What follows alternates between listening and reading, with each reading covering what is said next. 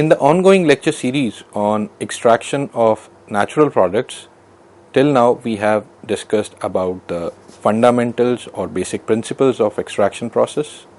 We also discussed about the conventional extraction techniques, followed by discussion on the modern extraction techniques, which included microwave assisted extraction, ultrasound assisted extraction, accelerated or pressurized solvent extraction.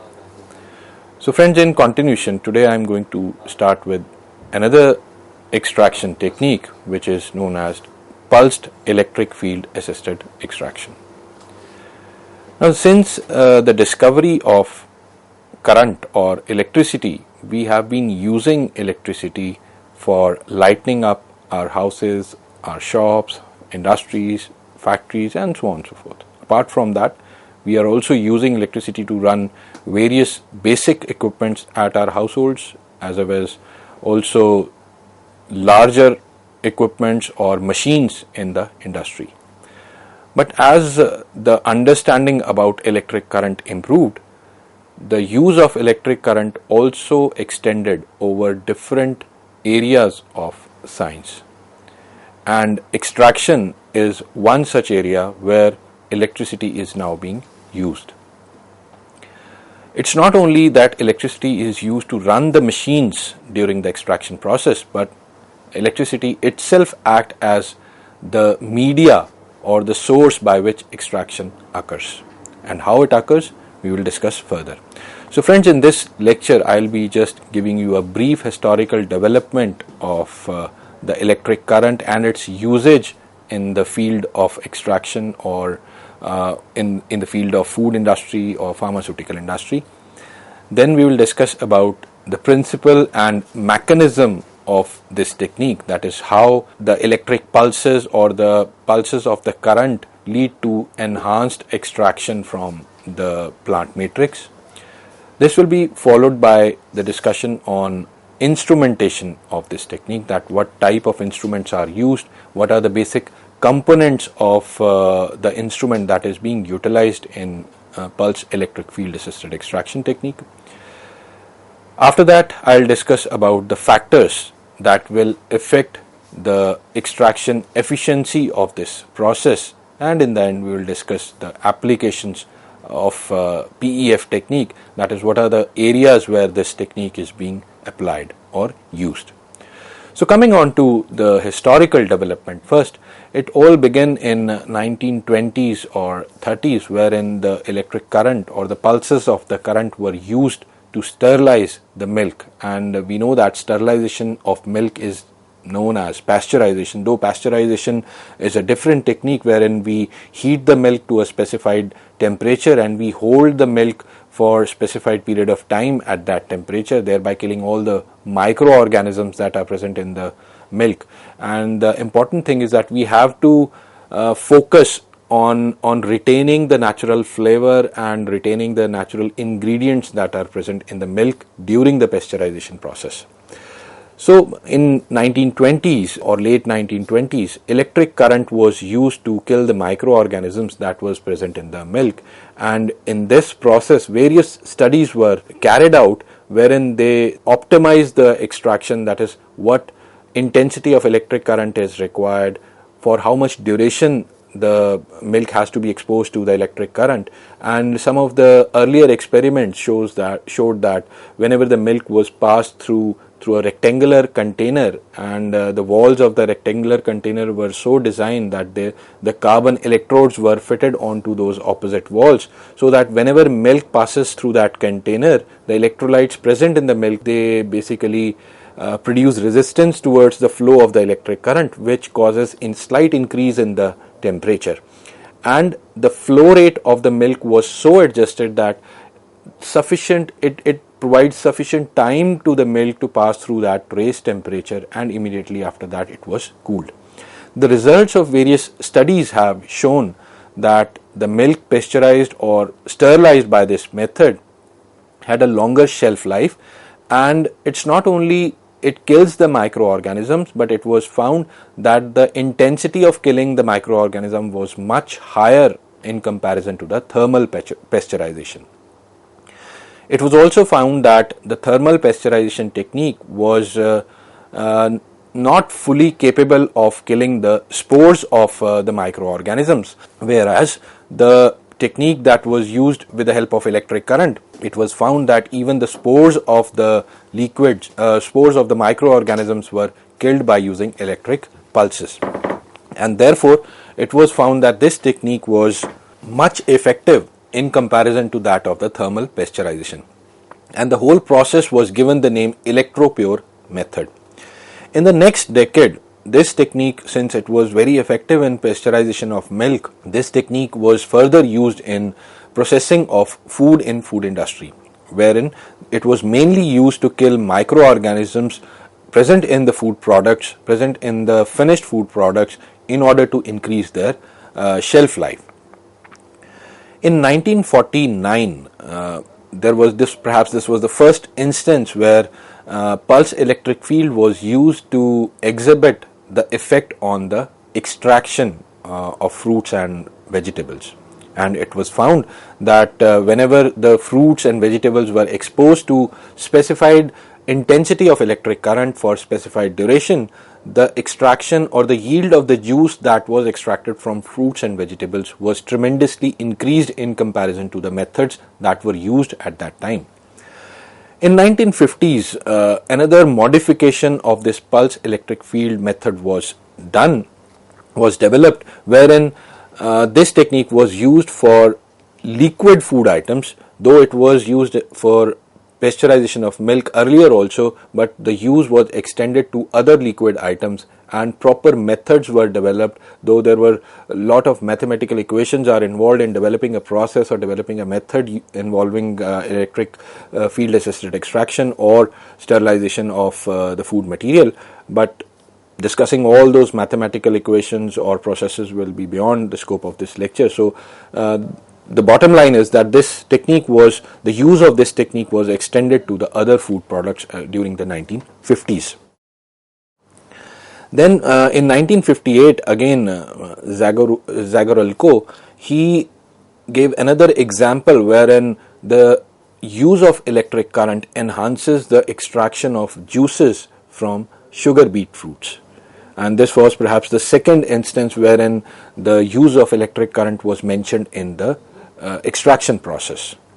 Then the next decade exhibited a tremendous development in understanding the mechanism behind increase in the extraction process, mechanism behind sterilization of the food items using pulse electric field assisted technique, and it also showed a tremendous development in the infrastructural development for this technique. Lot of equipments were developed, though the equipments were limited to the laboratory scale only, and very few equipments were there that were utilized by the food industry.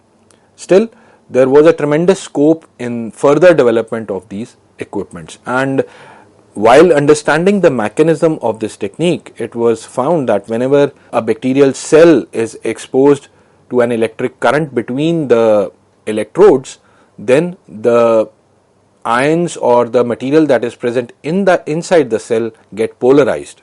So the ions move towards the electrodes of opposite charge and they get concentrated at the polar ends of the bacterial cell. This causes the formation of pore in that membrane, and whenever this pore is formed, it allows the water molecules to enter into the bacterial cell, whereas the solute ions that are present in the bacterial cell, they move outside the cell. And after some time, by virtue of the natural repair mechanism, the cell membrane repairs itself and the pores were sealed.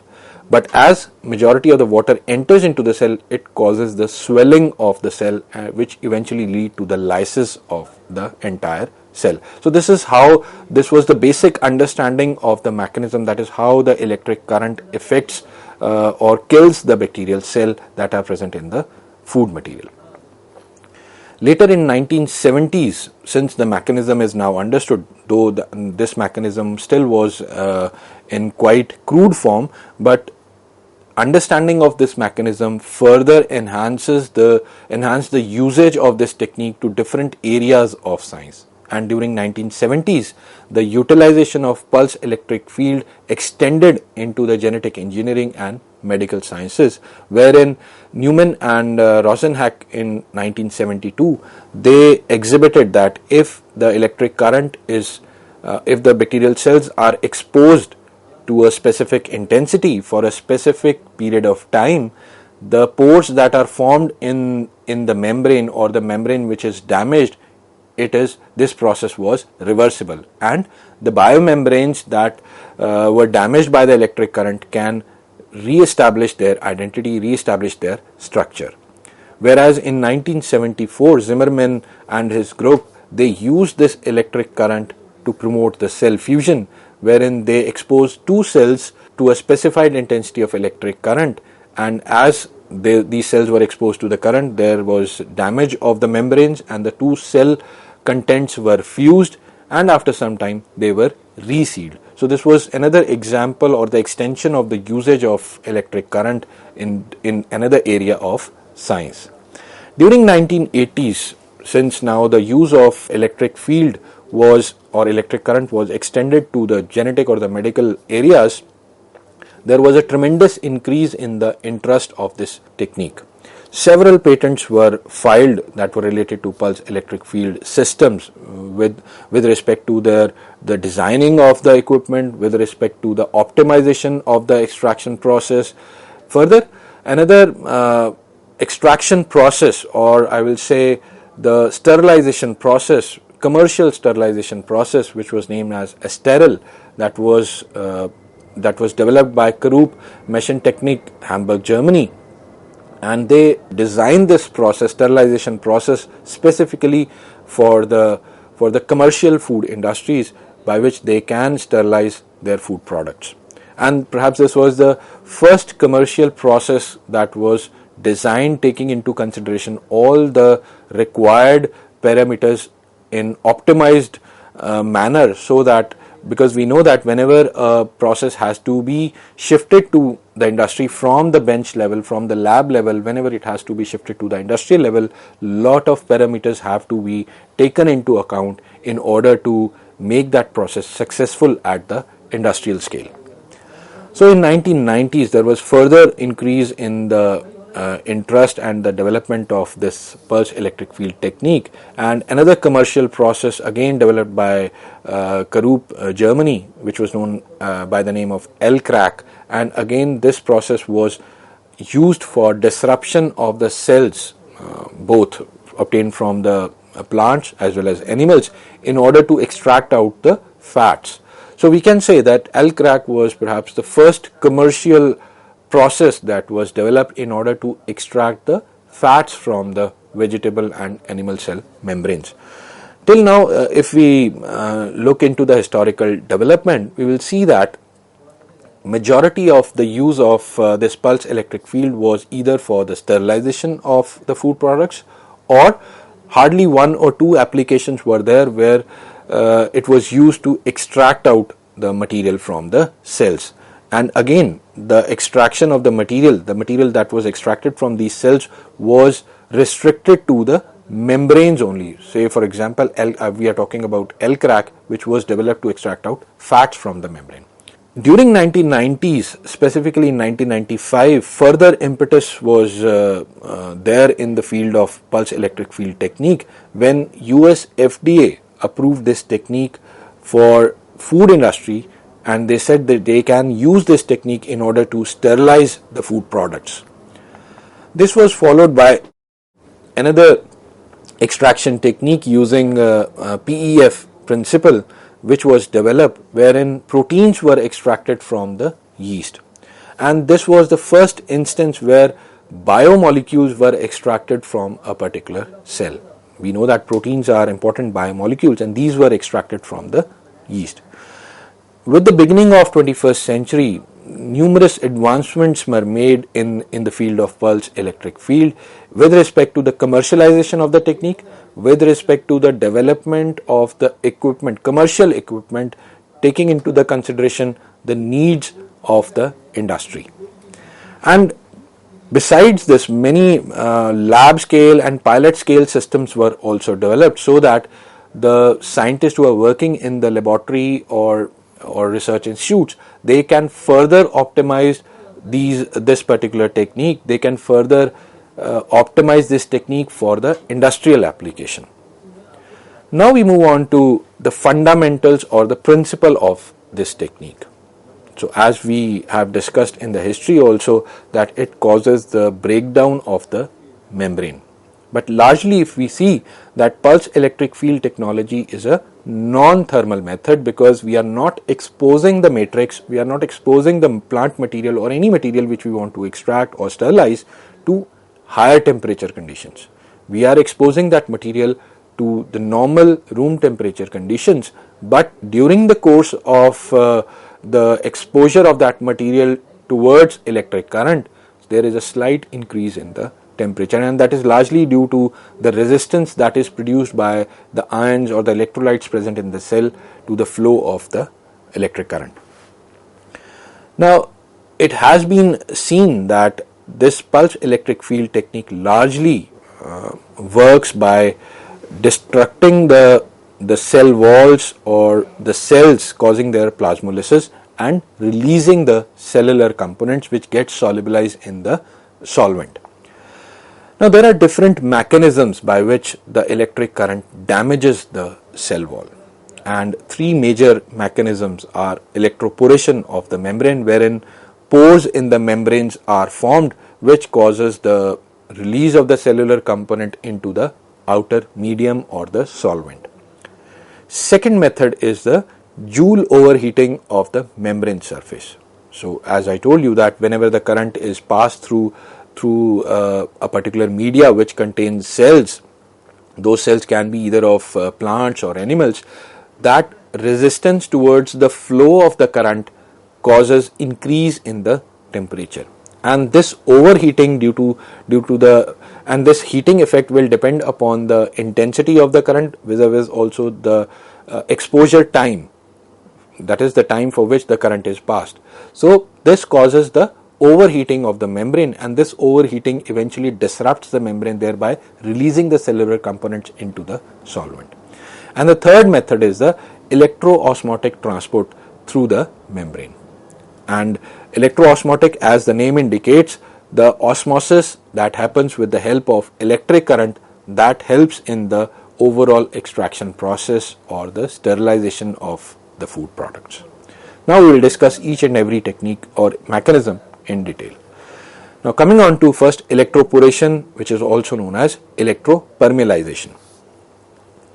Now whenever the cell is exposed to the electric current, it causes the development of potential difference across the membrane. We know that there are different types of ions, different types of electrolytes that are present in the cell, and whenever that cell is in a specific media is passed through a vessel having electrodes on both the sides, what will happen is the ions or the electrolytes that are present in the cell, they will move towards the electrodes of opposite charge, and the concentration of these ions will get concentrated at the electrodes of opposite charge. This eventually leads to the pore formation. So what happens is whenever these charges are accumulated at the opposite electrode side, and it has been seen that the development of the buildup of these ions at opposite electrodes largely occur at the polar regions of the cell, because it has been seen that electrodes are placed in the opposite direction, and therefore majority the ion buildup happens at the polar end or the polar corners of the cell. So once the buildup of ions is there, this causes, with the further increase in the intensity, this causes increase in the pressure on the membrane, and as soon as the intensity of the electric current crosses a particular threshold value, which is normally 0.5 to 1.5 volts, there is a tremendous increase in the stress induced by the ions on the membrane, which eventually leads to the formation of pores in the membrane. And with the continuous supply of that current intensity above the critical level, the size of the pores increases, and in the course of time other pores are also formed. which eventually causes the outflow of the cellular components into the solvent which is surrounding the cells. So this is how basically the pulse electric or the electric pulses or the current pulses basically help in extracting from the secondary metabolites from the plant cells. Now, if it has been further seen that if the current is switched off before the particular or the specified time period, then by virtue of their natural ability of the membranes to reorient themselves, these pores are sealed. So this is another advantage of using this technique, because you can use this technique to extract out the cellular components without permanently damaging those cells. But if you expose the cells for longer duration of time than the optimized time period, obviously there is a permanent damage to the cells, and the pores that are formed in the cell membranes become irreversible to heal up. So one has to be very careful while optimizing the time period. Now, if we summarize this whole mechanism into different steps, then we can say the steps involved during the extraction using the electric pulses, these are membrane charging, because whenever the cell is exposed to a particular current value, then there is the movement of the ions. This we call it as a membrane charging, followed by membrane polarization. It is nothing but the buildup of the ions in the area where electrode of opposite charge is present. So if positive ions are there, they will move towards the negative electrode, and the negative charged ions, they will move towards the positive electrode. So this buildup of ions on the electrodes of opposite charge, we call it as membrane polarization. So since we are continuing exposing that cell to the electric current, and as soon as the current passes beyond the critical value, which is 0.5 to 1.5 volt, the pores are formed, and this step is known as the expansion of the pore radii. Because we are continuously passing the current, the pores are formed, vis-a-vis the radius of the pore also increases. This is followed by the aggregation of the pores. More new pores are formed with the continuous exposure of the electric current, and the last step is the resealing of the pores, which gives the reversibility of this process. So these were the 5 major steps that are involved in the mechanism of the electric field assisted extraction. This is the pictorial representation of this mechanism. You can see that there is a cell that is placed between the two electrodes. One is positively charged, other one is negatively charged. This is the charging of the membrane, and we continue to pass on that electric current through these electrodes. This will move the ions in the opposite direction, membrane polarization. Extensive stress is induced on the membranes, which causes the breakdown or the formation of the pore, which you can see in the D part of the image, and after the specified period of time, the membrane reseals itself, and the process becomes the reversible process. Now, the poration or the ability of formation of pores by the current can also be measured, because there is no point of using a technique wherein we cannot measure the effect of that particular technique. So when you are passing a current through a media which contains plant cells, specifically we are talking about for extraction now, so I'll be using the term extraction rather than sterilization. So when you have to extract and you are exposing the cells to a specific amount of electric current, then one has to measure the efficacy of that current, and that efficacy can be measured in terms of the electroporation, how much electroporation that has occurred. Now this can be measured, and this largely depends upon the intensity of the current applied. Larger the current intensity, more will be the electroporation. It also depends upon the exposure time.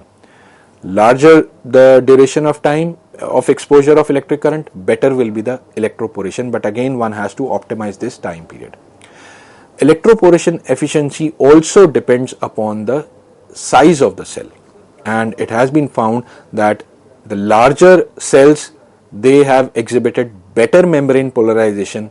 Better membrane polarization, it means better poration. Better poration means better extraction. So whenever the cells are larger in size, they have better poration, but they require a higher threshold value which is directly proportional to the radius.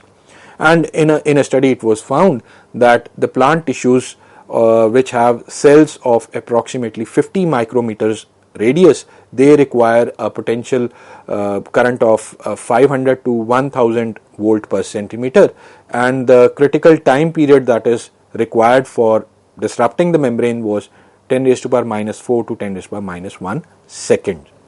This causes extensive damage to the cell membrane.